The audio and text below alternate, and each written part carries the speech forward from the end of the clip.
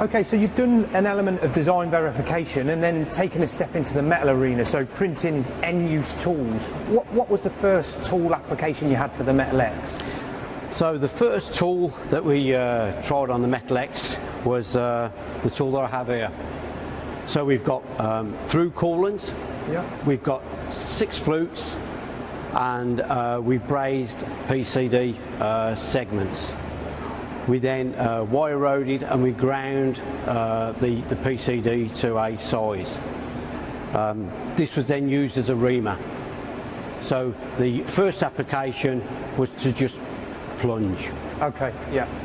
So in my idea, a bit like a drill, just going straight down, That's no correct. lateral Yep, load. that's it, yep, that's correct. Okay, and it's interesting you say, because your tolerances are so tight, you really get into a near neck shape and then you flick back to your traditional downstream post-processing. So we're just replacing part of your previous manufacturing technique, is that right?